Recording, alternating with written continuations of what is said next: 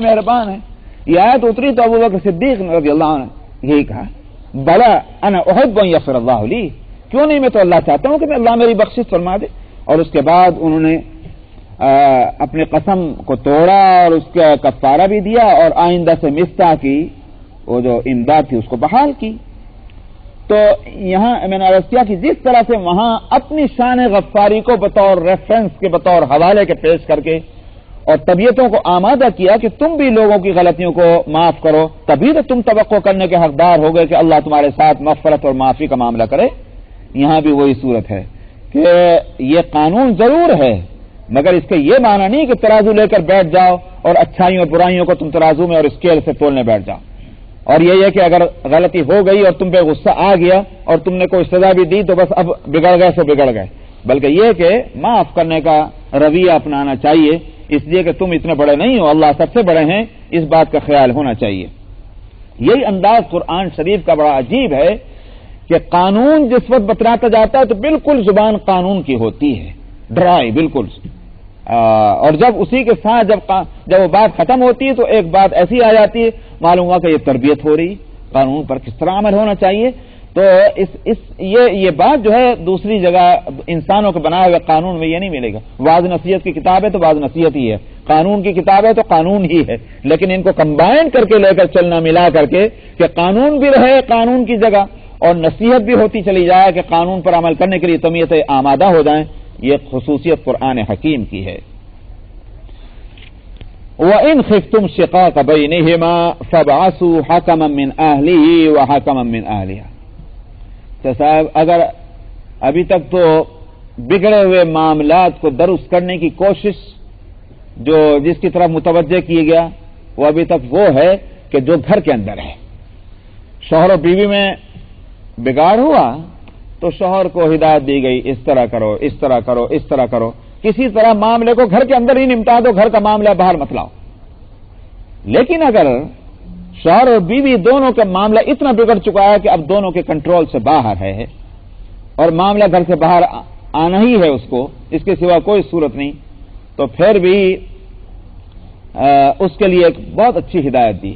یہاں بھی ایک طریقہ جو بتلایا وہ واقعی نفسیات اور سائیکالوجی کی رعایت کرتے اور معاملات کی درستگی کی حکمت جو ہے وہ پیش نظر رکھتے. فرمایا کہ اگر تمہیں ڈر ہو ان دونوں کے درمیان، یعنی مرد اور عورت یا شوہر بیوی جو بھی کہیے، ان کے درمیان پھوٹ پڑنے کا ڈر ہو جائے تو فَابْعَثُوا حَكَمًا مِّنْ أَهْلِهِ وَحَكَمًا مِّنْ أَهْلِهَا.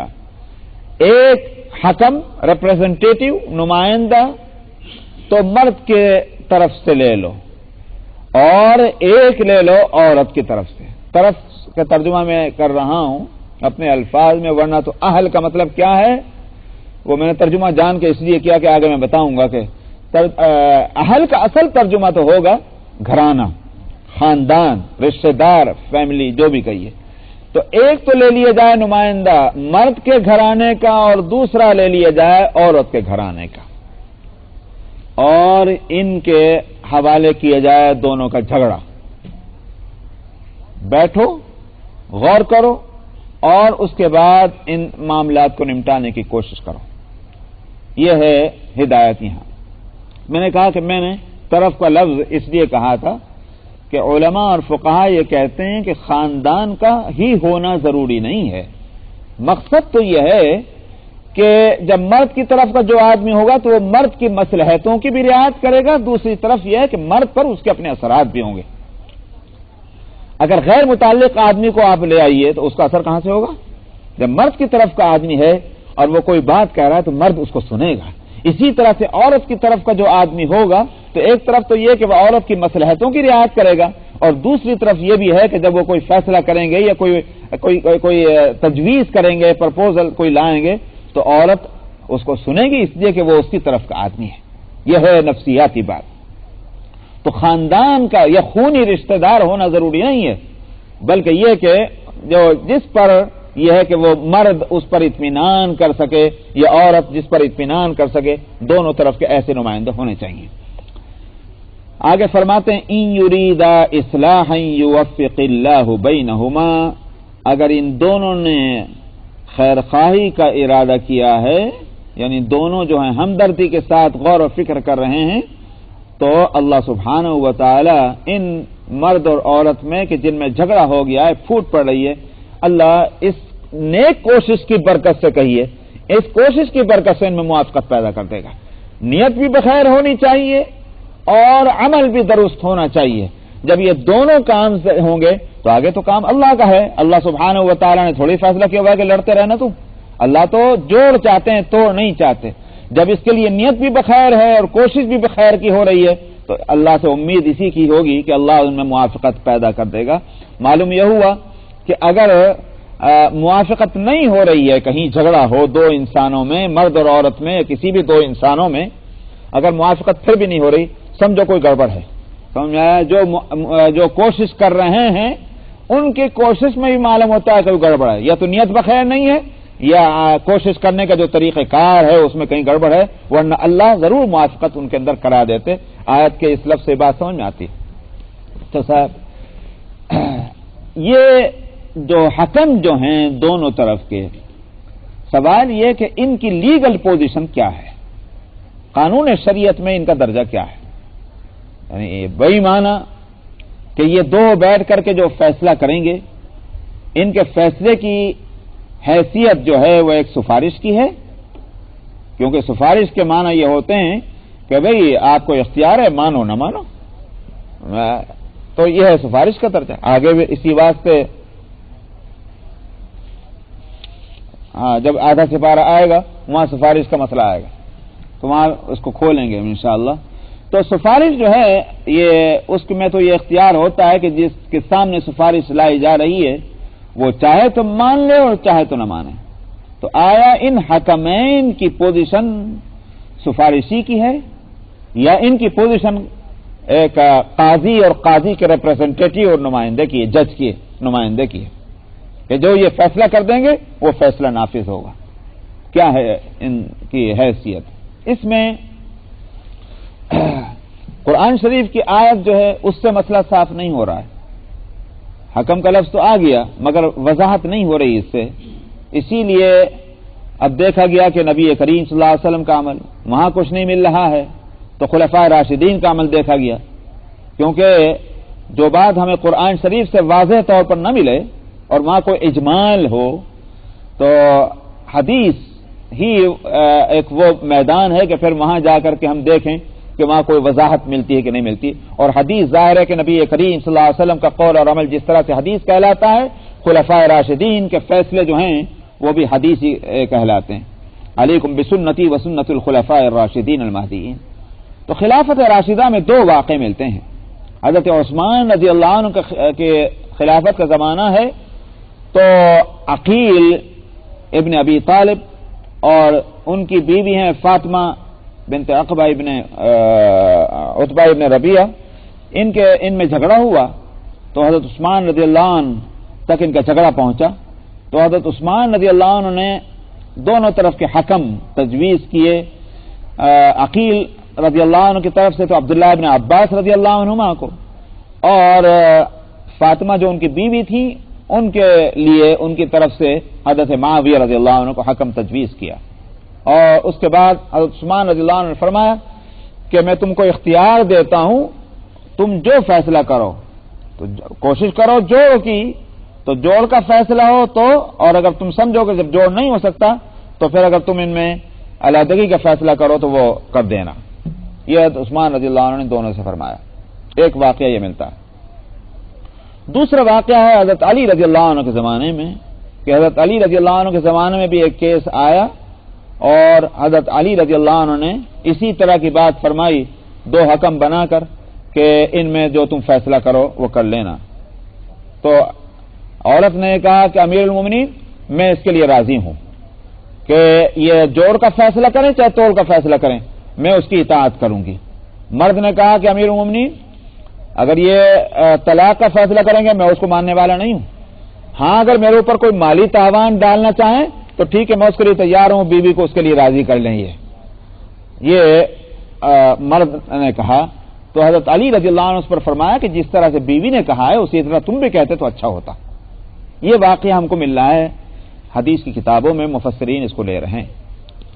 اب ان دو واقعوں میں غور کرتے ہوئے یہ قرآن حکیم کے ان الفاظ کو بھی سامنے رکھتے ہوئے حضرت عبداللہ ابن عباس اور ابراہیم نخعی اور مجاہد ان حضرات کا کہنا یہ ہے، حکم جو ہیں ان کی پوزیشن قانونی یہ ہے کہ وہ نمائندہ ہیں، ریپرزینٹیٹیو ہیں جج کے، اور ان کو پورے اتھارٹی اور پاور ان کو وہی ہوگا کہ جو جج کا ہوتا ہے، ان کا فیصلہ نافذ ہوگا۔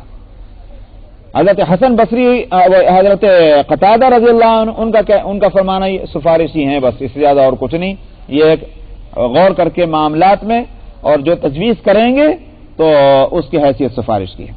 امام ابو حنیفہ رحمۃ اللہ علیہ اور حضرت حسن بصری ان کا فرمانا یہ ہے کہ یہ بھی تقریباً حضرت قتادہ کی رائے رکھتے ہیں، ان کا فرمانا یہ ہے کہ یہ فیصلے والی اگر پوزیشن ان کی ہوتی تو حضرت علی رضی اللہ عنہ کا یہ فرمانا نہ ہوتا کہ جس طرح سے بیوی نے اختیار دے دیا ہے اور راضی ہو گئی ہے، اسی طرح تم بھی اگر کرتے تو اچھا ہوتا۔ حضرت علی کا یہ فرمانا اس کے معنی یہ ہیں کہ ان کی لیگل پوزیشن وہ ہے ہی نہیں حکمین کی، اگر وہ ہوتی تو حضرت علی وہ فرماتے تجھے حق کیا ہے، حکم بنا رہا ہوں، ان کا فیصلہ تجھ پر نافذ ہو کر رہے گا، تجھے یہ اختیار ہی نہیں انکار کرنے کا۔ حضرت علی کا یہ فرمانا ہوتا، لیکن حضرت علی کا انداز جو ہے وہ خود بتلا رہا ہے کہ حکمین کی پوزیشن جو ہے وہ قاضی اور جج کی نہیں ہے۔ لیکن ہاں اگر دونوں کے دونوں کارروائی شروع کرنے سے پہلے یہ بات کہہ دیں کہ بھائی آپ دونوں جو فیصلہ کریں گے وہ ہم اس کے مطابق عمل کریں گے، تو بے شک اب ان کا فیصلہ نافذ ہوگا، اب اس کی خلاف ورزی نہیں ہو سکتی۔ تو صاحب ایک تو یہ ہوا، دو باتیں اور اس میں یہ ہیں کہ یہاں وَإِنْ خِفْتُمْ شِقَاقَ بَيْنِهُمَا، خفتم اگر تمہیں ڈر ہو، کن کو ڈر ہو؟ ظاہر ہے کہ عام لفظ ہے، مخاطب اس آیت میں جمع کا صیغہ پلورل لائے ہیں، تو اگر تمہیں ڈر ہو، اسی لیے فقہاء کہتے ہیں کہ یہ کوئی ایک مخصوص قسم کی جماعت یا مخصوص قسم کے افراد خاندان کے صرف انہی کی ذمہ داری نہیں ہوگی، بلکہ یہ کہ تمام مسلمان اس بات کے ذمہ دار ہوتے ہیں۔ ظاہر ہے کہ الاقرب فالاقرب، جو جتنا قریب ہوگا اس کی ذمہ داری اتنی ہوتی جائے گی کہ اگر مرد اور عورت دونوں میں جھگڑا ہے تو ان جھگڑے کو نمٹانے کے واسطے حکم بنانا، حکومت ہے تو حکومت یہ کام کرے، عدالت ہے تو عدالت یہ کام کرے، اور اگر یہ نہیں کر رہے ہیں یا سرے سے وہاں وہ نظام ہے نہیں تو مسلمان جو ہیں محلے کے بستی کے ان کی یہ ذمہ داری ہوگی کہ اگر مرد اور عورت دو لڑ رہے ہیں تو ان کو لڑنے نہ دیں، بلکہ یہ کہ وہاں جا کر کے کوئی نہ کوئی ایسا انتظام کریں کہ جس سے ان دونوں کی لڑائی ختم ہو جائے، یہ ایک صورت ہونی چاہیے۔ دوسری بات یہ بھی ہے کہ یہ جو قرآن حکیم جو بات کہہ رہا ہے اور جو پرپوزل دے رہا ہے یا جو مشورہ دے رہا ہے، جو ہدایت دے رہا ہے کہ مصالحت کے لیے کوشش اس طرح ہو، آیا یہ صرف مرد اور عورت یعنی شوہر اور بیوی کے جھگڑے کے اندر ہی ایسا کرنا، یا جتنے بھی جھگڑے ہو سکتے ہیں ان سارے جھگڑوں کے اندر یہ تحکیم اور حکم کا معاملہ جو ہے یہ اختیار کیا جانا چاہیے؟ اس سلسلے میں مفسرین اور فقہاء جو بات کہتے ہیں وہ یہ کہ نہیں، عام ہے کہ سارے جھگڑوں کے اندر جتنا بھی ہو، مالیات کا جھگڑا ہو، پراپرٹی کا جھگڑا ہو، مار پیٹ کا جھگڑا، جو بھی جھگڑا ہو دو مسلمانوں میں، مرد ہو کہ عورت ہو یا دونوں مرد ہوں یا دونوں عورتیں ہوں، ان کے جھگڑے اگر آپس میں نہیں نمٹ پا رہے ہیں تو مسلمان خالی تماشا نہ دیکھیں یا بے تعلق نہ ہو جائیں، بلکہ یہ کہ ان کو حکم بنا کر کے ان کے معاملات کو درست کریں۔ آپ دیکھ رہے ہیں کہ حضرت علی رضی اللہ عنہ اور حضرت معاویہ رضی اللہ عنہ کے درمیان جو اختلاف تھا وہ بہت بڑا مسئلہ تھا، ان دونوں کے اختلاف کو ختم کرنے کے واسطے تحکیم کا مسئلہ لایا گیا سامنے، تو معلوم ہوا کہ حکم کے لیے کوئی یہ لمیٹیشن نہیں ہے کہ مرد اور عورت کا جو گھریلو جھگڑا ہو اسی کے واسطے یہ صورت۔ اس تیسری بات مجھے اور یہ بھی کہنی ہے کہ اپنے ملکوں کے اندر تو وہ جو ایک سسٹم تھا برادری کا، یا اس کو کہیے پنچایتی نظام، اس کو یہ سمجھتے ہیں کہ بھائی یہ بیک ورڈ ہے، یہ وہاں تو یہ سمجھ لیا گیا تھا، یہاں آ کے دیکھا تو معلوم ہوا کہ اوہو یہ تو بہت ترقی کیے ہوئے ہیں، آؤٹ آف دی کورٹ جو ہیں وہ معاملات طے ہو جانے چاہیے، تو یہ بہت اچھی بات۔ عجیب بات ہے کہ ہم اپنے قرآن سے اور قرآن کے احکام سے بے خبر ہیں، اس واسطے یہ جو اچھی چیزیں ہمیں باہر نظر آتی ہیں ہم سمجھتے ہیں اوہو مسلمان بالکل کوہرے ہیں۔ قرآن حکیم نے کب یہ بات کہی تھی کہ آؤٹ آف کورٹ جو ہے پہلے معاملات کو درست کر لو؟ پہلے گھر کے اندر درست کرو، گھر میں نہیں درست ہو رہا ہے ابھی کورٹ میں مت جاؤ، کورٹ میں جانے سے پہلے معاملات کو درست کرو۔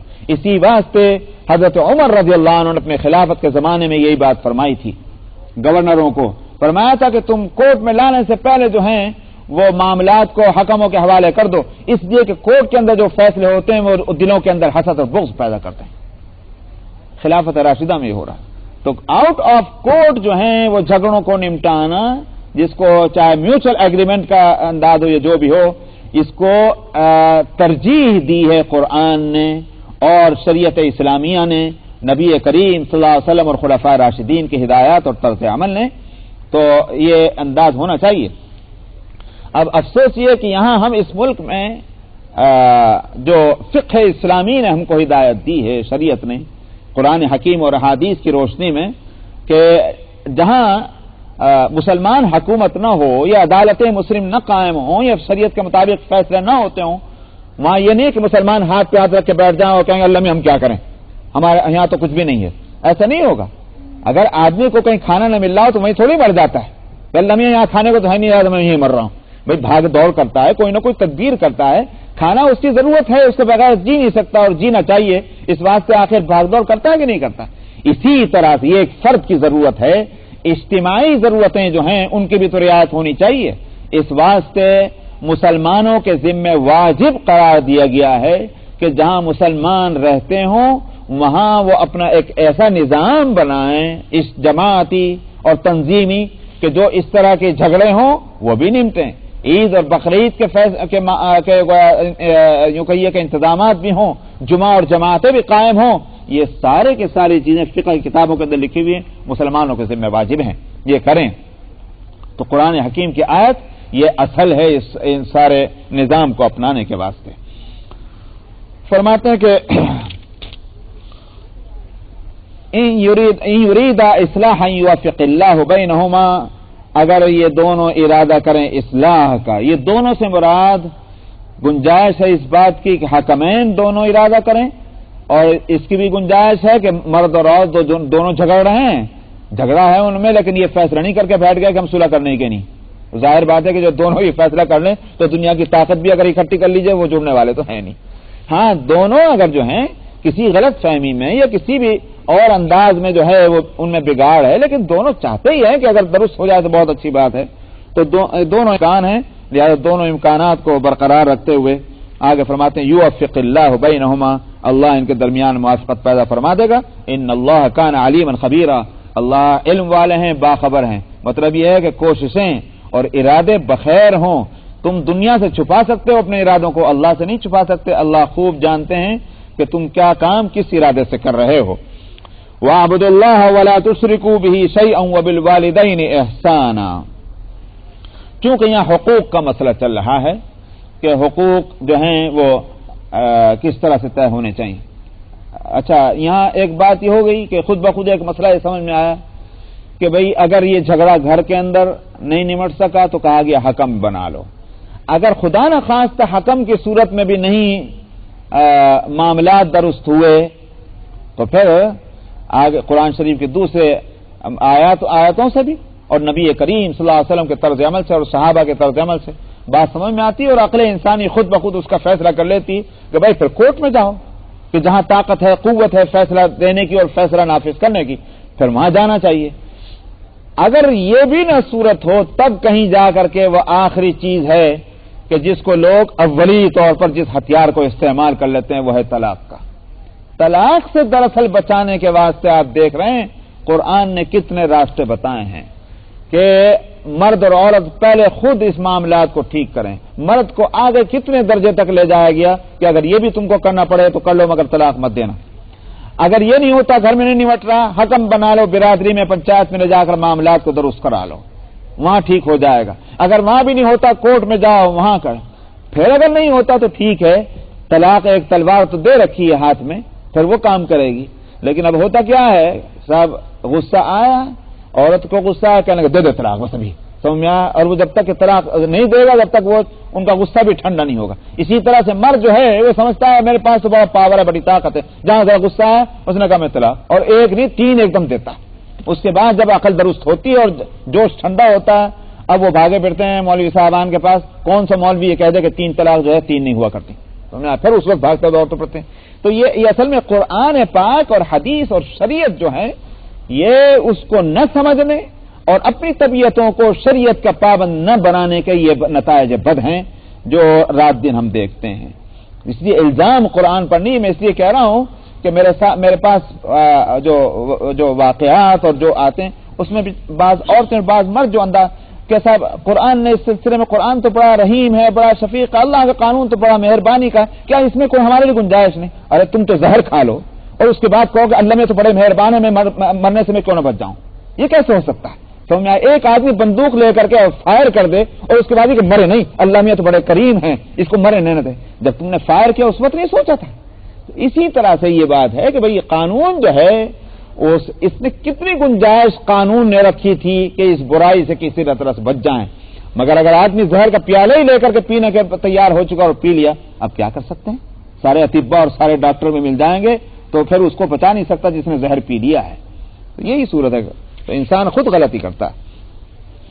یہاں سے اب چونکہ حقوق کی بحث چل رہی ہے، اب حقوق عامہ جس کو یوں کہیے، اگر میں آج کے جو لفظ آج کل اخبارات میں پڑھ رہے ہیں اور جس کے لیے بڑی بڑی آرگنائزیشنز بنی ہوئی ہیں، ہیومن رائٹس، تو ہیومن رائٹس جو ہیں اس کے واسطے یہ آیت بڑی، یہ ایک ہی آیت ہے، آپ جتنی چاہے آرگنائزیشن بنا لیجئے، اس ایک آیت سے آگے نہیں ہٹیں گے آپ۔ وَاعْبُدُوا اللَّهَ وَلَا تُشْرِكُوا بِهِ شَيْئًا وَبِالْوَالِدَيْنِ إِحْسَانًا، اور اللہ کی عبادت کرو اور اس کے ساتھ کسی چیز کا ذرا بھی شرک مت کرو۔ کیا مطلب؟ مطلب یہ ہے کہ اللہ سے تعلق جڑے گا تب دوسروں کے حقوق ادا کرنا وہ ممکن ہو سکے گا۔ جو اللہ کے حق کو جو ہے ادا کرنے کی جس کو توفیق نہیں ہے اور جس کو اس طرف توجہ نہیں ہے جس کا سب سے بڑا حق ہے، تو بھلا وہ انسانوں کے حق ادا کرنے کی کہاں اس کو خیال آئے گا؟ تو اس لیے اللہ نے پہلے اپنا حق بتلایا کہ جب حق ادا کرنے کی بات آئے تو دیکھو، پہلے یوں دیکھو کہ اللہ کا حق کیا ہے، یہاں سے بات کو لے کے چلو۔ یہ وہ بات ہے، دنیا کی کوئی آرگنائزیشن اور دنیا کا کوئی ملک اور قانون جو ہے بات کو یہاں سے نہیں شروع کرے گا، اسی واسطے نامکمل رہتی ہے بات۔ قرآن یہاں سے بات کو شروع کرتا ہے، اس لیے یوں کہ یہ جڑ اور بنیاد اگر مضبوط ہے تو ساری عمارت جو ہے وہ مضبوط ہوتی چلی جائے گی اور وہ درست ہوگی۔ تو جڑ و بنیاد جو ہے وہ ہے حق اللہ، حق اللہ سے بات کو لے کے چلو تب حق العباد جو ہیں ان کی بات درست ہوگی۔ وَاعْبُدُوا اللَّهَ وَلَا تُشْرِكُوا بِهِ شَيْئًا، آگے فرماتے ہیں درجہ بدرجہ، جیسے پہلا حق اللہ کا ہے، اس لیے کہ اللہ ہمارے خالق ہیں، اللہ ہمارے مالک ہیں، اللہ ہمارے رازق ہیں، ہمارے رب ہیں، اس لیے سب سے بڑا حق ان کا ہے، تو پہلا حق بھی انہی کا ہے۔ اللہ کے بعد کس کا حق ہے؟ ترتیب میں دیکھو، وَبِالْوَالِدَيْنِ إِحْسَانًا، اور والدین کے ساتھ احسان کرو، اس لیے کہ اللہ خالق ہیں اور والدین وجہ تخلیق ہیں، کہ والدین ہی کے ذریعے سے دنیا میں آئے ہیں، ہم اگر ہمارے والدین نہ ہوتے تو ہم ہی کہاں ہوتے؟ تو والدین ذریعہ ہیں دنیا میں ہمارے وجود کا، اللہ وجود دینے والے ہیں اور والدین ذریعہ وجود ہیں، اس واسطے اللہ کے بعد والدین کا حق ہے۔ اور وہاں احسان کا لفظ لائیں، اس چیز یہ صحابہ بڑے عجیب تھے، قرآن انہی کی زبان میں اترا مگر چھوڑا ہی نہیں، ہر لفظ کی ہندی کی چندی کر ڈالی، جذبہ بخیر تھا۔ سمجھ میں یوں مت سمجھیے کہ ہماری طرح سے وہ سوال جواب زیادہ کیا کرتے تھے، بلکہ یہ کہ جذبہ بہتر تھا، اسی کی وجہ سے مسائل منقع ہو گئے، صاف ہو گئے اور رحمت اور نعمت جو ہے وہ کھل کر ہمارے سامنے آ گئی۔ نبی کریم صلی اللہ علیہ وسلم کی تعلیمات اور خلفائے راشدین کی ہدایتیں اس سلسلے میں یہ ہیں کہ آپ نے فرمایا کہ والدین کی اطاعت ہونی چاہیے اگرچہ وہ بیوی بچوں کو چھوڑنے کو حکم دے دیں، اور اللہ کی جو ہے وہ عبادت ہونی چاہیے اور توحید پر رہنا چاہیے اگرچہ اس کے راستے میں تم کو قتل ہو جانا پڑے۔ سمجھ میں آیا؟ تو معلوم ہوا کہ جس طرح سے یہ سمجھنا کہ زندگی پیاری ہے، اللہ کے ساتھ شرک کرنا کوئی بڑی بات نہیں، ظاہر کا فیصلہ غلط ہوا ہے۔ زندگی جو ہے وہ کس کی دی ہوئی ہے؟ اگر تم نے اسی کے ساتھ جو ہے اسی کا دغل فصل کر دی اس کے معاملے میں تو کیا رہی زندگی پھر؟ ٹھیک اسی طرح سے یہ ہے کہ والدین جو اصل ہیں ان کے درجے کو پہچاننا ضروری ہے۔ اب آج کل چونکہ والدین کے معاملے میں تو ٹی وی وغیرہ سے اور اسکولوں میں جو تعلیم دی جا رہی وہ تو یہ کہ صاحب اگر ذرا والدین تمہارے مرضی کے خلاف کچھ بات کہیں گے تو 911 کو فوراً کال کر دینا، وہ اس کو ہدایتیں مل رہی ہیں، تو وہ کیا جانے کہ والدین کا حق کس کو کہتے ہیں؟ وہاں تو پہلی بات یہ ہے کہ والدین اگر کچھ کہیں تو یہ کام کر لو، تو پہلے سوال تو یہ کیوں؟ تو کیوں کا جواب جب تک تسلی بخش نہیں مل جائے گا، اولاد اپنی ذمہ داری سمجھتی نہیں کہ والدین اس مقام پر ہیں کہ اگر وہ کوئی حکم دیں تو ہم حکم کو ماننے پر کے پابند ہیں۔ جب یہ صورتحال ہوگی وہاں جو ہے اب حق کا سوال ہی کیا پیدا ہوتا ہے۔ تو ون وے ٹریفک ہے کہ بس اولاد کا حق ہے ماں باپ کے اوپر جب تک کہ وہ اولاد کے درجے میں ہے، جب وہ بھی بڑے ہو جائیں جاؤ چھٹی تم بھی نکلو، اور نہیں نکلتے تو ڈنڈے مار کر ان کو بھی نکالو وہاں سے۔ تم 18 سال کی اولاد ہو جائے تو ماں باپ کے لیے بھی درد سر بن جاتے ہیں، جاتے کیوں نہیں آخر ہمارے سر پہ کہیں کو پڑے۔ تو اس وقت تک ان کے اوپر حق ہے، باقی اولاد کے اوپر ماں باپ کا کوئی حق ہے اس کو یہ قوانین کچھ نہیں بتاتے۔ تو ظاہر بات ہے کہ ون وے ٹریفک تو کبھی بھی نہیں چل سکتا، اس لیے اسلام اور شریعت اسلامیہ اور اللہ اور اس کے رسول کی ہدایتیں اس طرح کی جو ہیں وہ حماقتوں سے پاک اور صاف ہیں۔ تو اولاد کے اوپر ماں باپ کا حق اور ماں باپ کے اوپر اولاد کا حق ہے۔ تو اولاد کے حق کو بتلایا گیا کہ احسان کرو ماں باپ کے ساتھ، وَبِذِي الْقُرْبَى، اسی طرح سے ذی القربہ رشتہ داروں کے ساتھ، تو والدین کے بعد اور رشتہ دار ہوں گے تو ان کے بھی حقوق ادا کرو، اور وہاں بھی حقوق کے لیے لفظ احسان۔ عام طور پر احسان بولا جاتا ہے جس میں بدلہ سدلہ نہ ہو۔ اس کا مطلب کیا ہے؟ یہ مت دیکھنا انہوں نے میرے ساتھ کیا تھا ویسے میں بھی کروں گا، یہ تھوڑی احسان ہے۔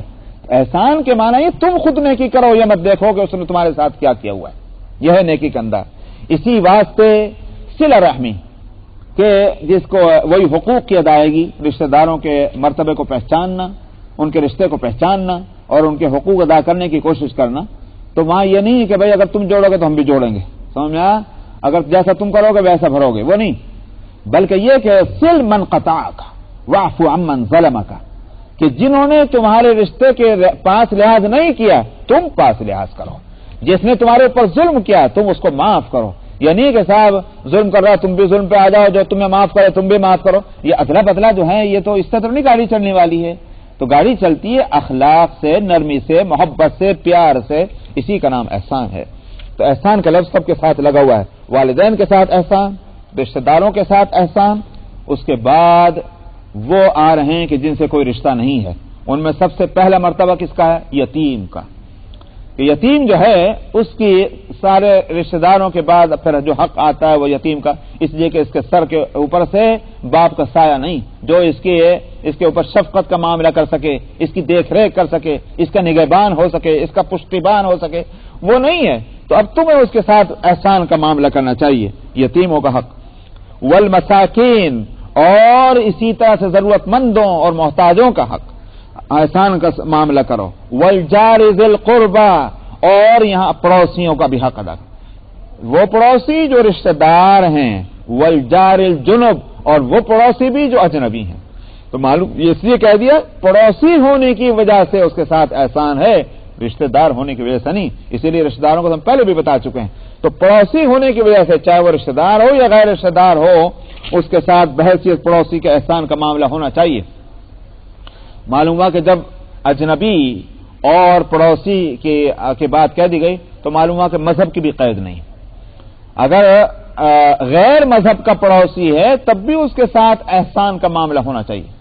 اسی لیے نبی کریم صلی اللہ علیہ وسلم جب مکے میں جس مکان میں آپ رہتے تھے تو آپ کے پڑوسی تھے حمزہ، کیا نام، ابو لہب، اور اسی طرح سے دوسرے لوگ آپ کے پڑوسی تھے۔ اب وہ کیا کرتے تھے کہ نبی کریم صلی اللہ علیہ وسلم کے گھر کے اندر گندگیاں پھینک رہے ہیں، کھانا پک رہا ہے، ہانڈی چڑھی ہوئی ہے صحن کے اندر چولہے پر، اس کے اندر کوئی جا کر گندگی اوپر سے پھینک دی، اس طرح کا ہوتا تھا، ظاہر ہے کہ اس سے پریشانی ہوتی تھی۔ تو نبی کریم صلی اللہ علیہ وسلم باہر نکل کر بہت فرمایا کرتے تھے، اے بنو عبد المطلب، یہ ہے حق پڑوس جو تم ادا کر رہے ہو۔ معلوم ہوا کہ حق پڑوس جو ہے اس کے اندر اس بات کو نہیں دیکھا جانا چاہیے کہ یہ مسلمان ہے کہ غیر مسلم ہے، محض پڑوسی کا اپنا ایک حق ہے۔ وَالصَّاحِبِ بِالْجَنبِ وَابْنِ السَّبِيلِ، فرمایا اور جو تمہارے برابر میں ہے، مطلب پڑوسی نہیں بلکہ تم اگر سفر کر رہے ہو تو، تم کہیں بزنس کر رہے ہو تو، تم کہیں جاب کر رہے ہو تو، جو تمہارے پاس ہے، قریب میں ہے، کسی بھی وجہ سے تھوڑے وقت کے واسطے ہو یا زیادہ وقت کے واسطے، اس کو پڑوسی تو نہیں کہتے، مگر وہ اس کے ساتھ بھی تم حسن سلوک کرو، آخر کو تمہارا رفیق ہو گیا جتنی دیر کے لیے بھی ہو۔ فرمایا وابن السبیل، اور مسافروں کے ساتھ بھی احسان کا معاملہ ہونا چاہیے بحیثیت مسافر کے۔ دیکھو کہ مسافر اگر ہے تو یقیناً اس کا گھر تو یہاں نہیں ہے، تو پہلی بات یہ کہ اس سے پوچھو بھائی میں کوئی آپ کی خدمت کر سکتا ہوں، آپ جو بھی ہے ہماری تواضع آپ قبول فرمائیں۔ مسافر ہے تو اس کے ساتھ اس طرح کا برتاؤ ہونا چاہیے کہ وہ اجنبی شہر میں پہنچنے کے بعد وہ اپنے آپ کو یہ محسوس کرے کہ جیسے میں اپنوں کے اندر آ گیا ہوں، یہ بات ہونی چاہیے۔ وما ملکت ایمانکم، اور جو تمہارے ہاتھ تلے ہیں، ہاتھ تلے کا مطلب چاہے تو غلام ہوں، چاہے نوکر ہوں، یا جن کو تم نے مزدوری پر ہائر کیا ہوا ہے کام کے واسطے، وہ سب کے سب جو ہاتھ تلے ہیں ان کے ساتھ بھی احسان کا معاملہ ہونا چاہیے۔ احسان کے ادنا درجہ ان کے تعلق سے یہ ہے کہ جو ان کی مزدوری ہے، ان مزدوری وہ کام پورا کر لے تو کام پورا کرنے کے ساتھ ہی ان کی اجرت ملنی چاہیے۔ حدیث میں فرمایا گیا کہ پسینہ سوکھنے سے پہلے مزدور کو مزدوری دے دو، یہ نہیں کہ صاحب اس سے کام تو پورا لے رہے ہیں، جب اس کے اجرت دینے کا بتایا انہوں نے کبھی اب کل کبھی کام پہلے کر لینا تب دیں گے، تو ٹلا رہے ہیں اس کو۔ بیچارہ مزدور تو آج کمائے گا، جو آج اس کو مل گیا وہی اس کو کھانا ہے، تمہارا تو پیٹ بھرا ہوا ہے لیکن اس پر کیا گزر جائے گی، تو اس کو بھی دیکھنا چاہیے جس نے اپنا پسینہ بہایا ہے اس کو پوری مزدوری ملے۔ اگر کچھ تم زیادہ نہیں دے سکتے تو کم سے کم وہ تو پوری دو، یہ اس کے ساتھ احسان کا معاملہ۔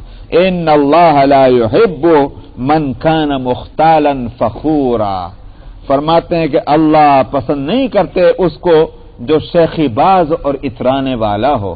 اترانے والا جو ہے وہ کبھی دوسرے کے حق نہیں ادا کر سکتا، تو میں اتراہٹ میں ہے، اکڑ میں ہے، فخر میں ہے، جو اپنے آپ کو انسان کا بچہ سمجھے، دوسرے انسانوں کی طرح کا ایک انسان سمجھے، وہی سمجھ سکتا ہے کہ میرے اوپر بھی دوسروں کو حقوق ہیں اور ان حقوق کو ادا کرنے کی کوشش ہونی چاہیے۔ دیکھیے آپ، حق کی ابتدا اللہ نے اپنے حق سے شروع کی اور ختم کہاں پہ کی؟ انسان کے اخلاقی بگاڑ پہلے درست ہونا چاہیے، تب جا کر حقوق ادا ہوں گے۔ یہ ہے میں نے کہا کہ ہیومن رائٹس کے لیے کتنا عجیب قانون اللہ سبحانہ و تعالی نے دیا۔ بس انشاءاللہ بقیہ آئیں گے۔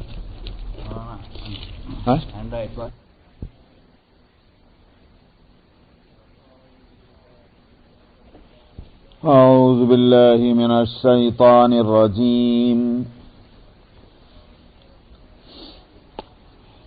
بسم اللہ الرحمن الرحیم۔ الذين يبخلون ويأمرون الناس بالبخل ويكتمون ما آتاهم الله من فضله وأعتدنا للكافرين عذابا مهينا۔ والذين ينفقون أموالهم رئاء الناس ولا يؤمنون بالله ولا باليوم الآخر ومن يكن الشيطان له قرينا فساء قرينا۔ وماذا عليهم لو آمنوا بالله واليوم الآخر وأنفقوا مما رزقهم الله وكان الله بهم عليما۔ إن الله لا يظلم مثقال ذرة وإن تك حسنة يضاعفها ويؤت من لدنه أجرا عظيما۔ فكيف إذا جئنا من كل أمة بشهيد وجئنا بك على هؤلاء شهيدا۔ يومئذ يود الذين كفروا وعصوا الرسول لو تسوى بهم الأرض ولا يكتمون الله حديثا.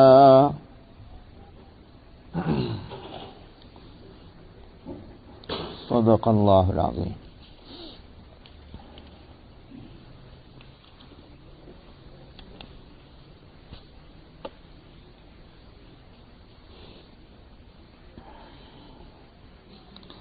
پچھلی آیت کے آخر میں فرمایا تھا ان اللہ لا يحب من کان مختالا فخورا. اللہ پسند نہیں کرتے ایسے آدمی کو جو اکڑفوں کرنے والا ہو اور فخر کرنے والا ہو. یہ آیت کا ٹکڑا اس آیت کا آخر ہے کہ جس میں اللہ تعالیٰ نے ہدایت دی تھی کہ یہ حقوق والے ہیں، ان سب کے حق ادا کرو، والدین کے حق ادا کرو، رشتہ داروں کے، یتیموں کے، مسکین کے، پڑوسیوں کے، چاہے وہ رشتہ دار ہوں چاہے اجنبی ہوں. اسی طرح جو لوگ ساتھ مل کے کام کرنے والے ہیں ان کے بھی حق ادا کرو، مسافروں کو بھی حق ادا کرو، اور جو تمہارے نوکر چاکر ہیں، غلام باندیاں ہوں، ان سب کے بھی حق ادا کرو. اس کے بعد فرمایا تھا کہ اللہ نہیں پسند کرتے اکڑ فوں کرنے والے اور فخر کرنے والے کو. معلوم یہ ہوا کہ حق ادا کرنے میں سب سے بڑی رکاوٹ جو ہے یہ انسان کی اپنی اخلاق کی خرابی، کہ وہ گویا فخر میں پڑا ہوا ہے اور اکڑ فوں کر رہا ہے، تو وہ یہ سمجھتا ہے کہ میرے اوپر کسی کا حق نہیں، سب کے اوپر میرا ہی حق ہے. تو ظاہر ہے کہ جب وہ سمجھتا ہی نہیں کہ میرے اوپر کسی کا حق ہے تو حق ادا کہاں سے لگ رہا ہے؟ حق تو وہی ادا کرے جو سمجھے کہ ہاں میرے اوپر حق ہے.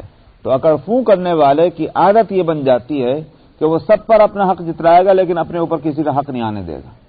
تو فرمایا کہ اللہ ایسے لوگوں کو پسند نہیں کرتا. خاص بات یہ بھی ہے کہ ایسے لوگ جو ہوتے ہیں ان میں کچھ کنجوسی اور بخل بھی ہوتا ہے مال کے معاملے میں، اس واسطے کہ وہ یہ سمجھتے ہیں کہ مال رہے گا تبھی تو ہم فخر والے ہوں گے، اگر مال ختم ہو گیا تو پھر فخر کہاں پہ کریں گے؟ تو چونکہ انسانی اخلاق ان کے نزدیک قیمتی ہے ہی نہیں، شرافت جس کو کہا جائے، اور اسی طرح سے خدا ترسی، تقوی اور طہارت، ان چیزوں کی تو کوئی حقیقت نہیں، مال کی حقیقت ہے. تو مال نہیں ٹھہر سکتا جب تک بخل نہ ہو. عام طور پر تو یہی ہے. ویسے تو حقیقت تو یہ ہے کہ اللہ سبحانہ و تعالیٰ کی دین ہے، جس کو جتنا دینا چاہیں دیں، لیکن انسان کی اپنی کمزوریوں میں کی کمزوری یہ ہے کہ مال میرے پاس اسی صورت میں رہے گا کہ جبکہ میں اس میں خرچ کرنے میں احتیاط ہی نہیں بلکہ بخل سے کام لوں. اس لیے فرمایا الذین یبخلون، وہ لوگ کون ہیں جو بخل کرتے ہیں، وَيَأْمُرُونَ النَّاسَ بِالْبُخْلِ، اور لوگوں کو بھی بخل کی ہدایت کرتے ہیں. ظاہر ہے کہ بخل کس کو کہتے ہیں پہلے تو اس کو سمجھ لینا چاہیے. بخل کے معنی یہ نہیں کہ آدمی بہت عمدہ کپڑے پہن سکتا تھا مگر سادہ پہن رہا ہے، بہت عمدہ کھانا کھا سکتا تھا مگر سادہ کھا رہا ہے، اس کو بخل نہیں کہتے. بہت اچھی اعلی انتظامات کے ساتھ اپنے بیٹے اور بیٹیوں کی شادی کر سکتا تھا مگر سادگی کے ساتھ کر رہا ہے، اس کا نام بخل نہیں ہے. بخل کے معنی یہ ہیں کہ جو مال کے خرچ کرنے کی جو جگہ ہے وہاں خرچ نہ کرے، چاہے جہاں ضرورت نہیں وہاں خرچ کر دے.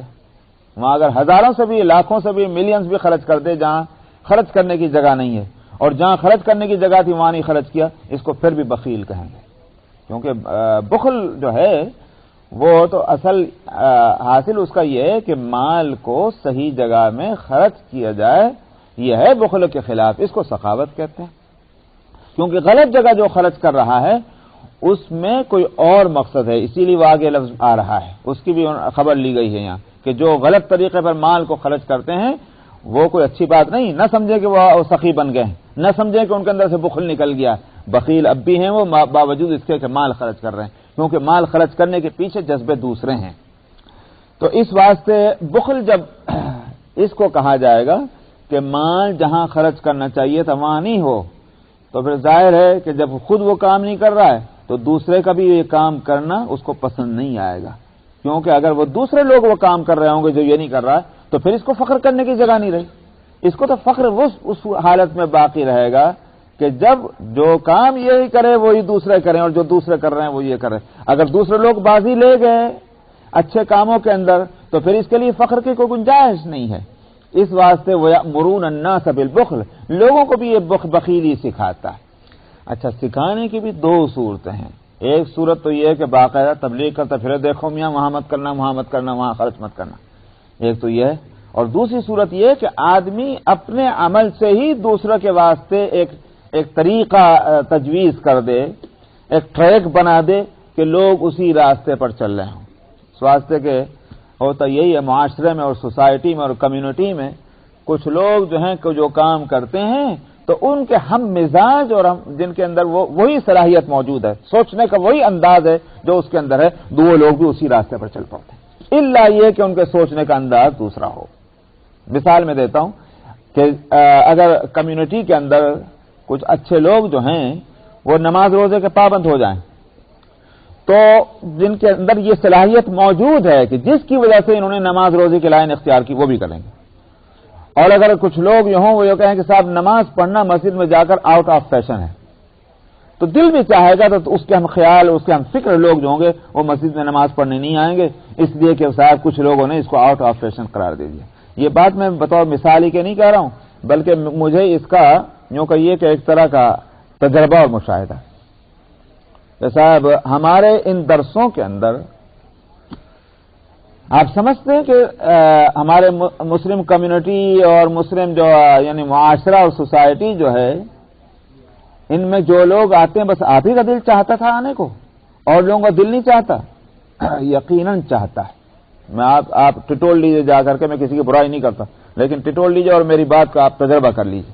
ضرور چاہتا ہے ان کا دل، مگر کیوں نہیں آتے؟ اس لیے نہیں آتے کہ ان کے جیسے بعض دوسرے لوگوں نے اس کو آؤٹ آف فیشن قرار دیا ہوا ہے. سمجھ میں آیا؟ مسجدوں کے اندر آنا، دینی درسوں میں شریک ہونا آؤٹ آف فیشن ہے.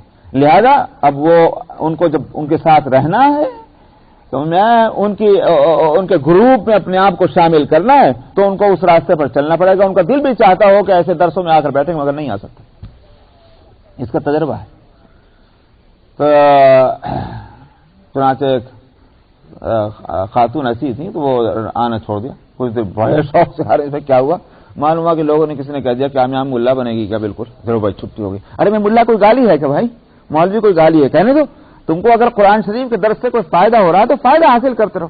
لیکن وہی بات ہے، کھا گئی وہ بات، کیونکہ وہ کہیں تھی ان لوگوں نے کہ جن گروپ میں جس طرح کے لوگوں کے اندر وہ ملنا جلنا اور اپنے آپ کو شامل رکھنا چاہتے ہیں.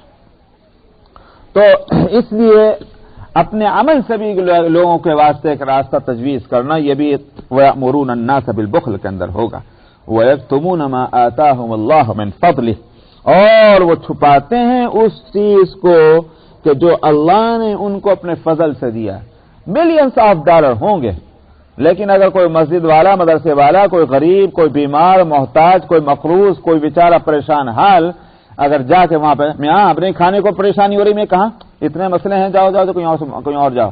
اے بندے خدا کے $100، $50، $10، $5 نکالنا کیا مشکل ہے؟ نہیں نکلنا ہے. تو وجہ اس کی یہی ہے کہ بخیلی ہے. تو چھپاتے ہیں اس مال کو یا اس بات کو جو اللہ نے ان کو اپنے فضل سے دی. چونکہ عام ہے، ماں کا لفظ عام ہے، اسی واسطے مفسرین اس عموم میں اس بات کو بھی شامل کرتے ہیں کہ بخل صرف مال ہی میں نہیں ہوا کرتا.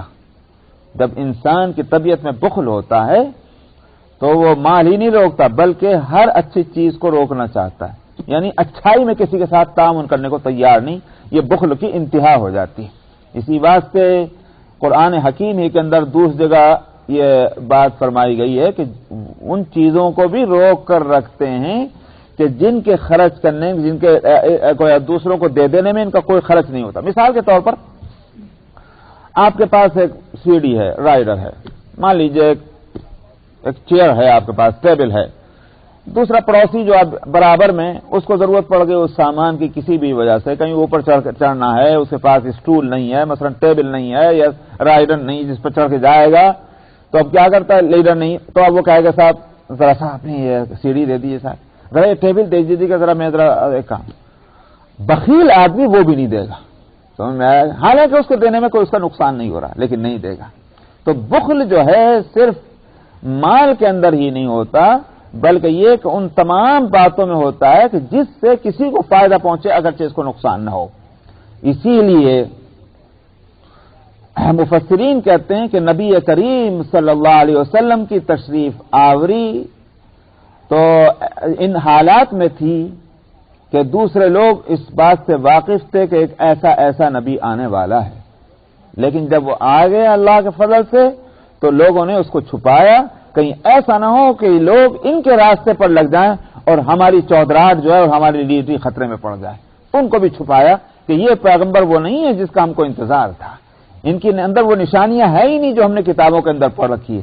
یہ بخل کی انتہا ہے کہ اپنی اس پوزیشن کو آنچ نہ آئے اس کے واسطے حق کو بھی چھپا رہے ہیں، تو یہ انتہا ہے بخل کی۔ وَيَكْتُمُونَ مَا آتَاهُمُ اللَّهُ مِنْ فَضْلِهِ وَأَعْتَدْنَا لِلْكَافِرِينَ عَذَابًا مُهِينًا، ہم نے تیار کر کے رکھی ہے کافروں کے واسطے، تیار کر کے رکھا ہے کافروں کے لیے ذلت آمیز عذاب، یہاں ذلیل کرنے والا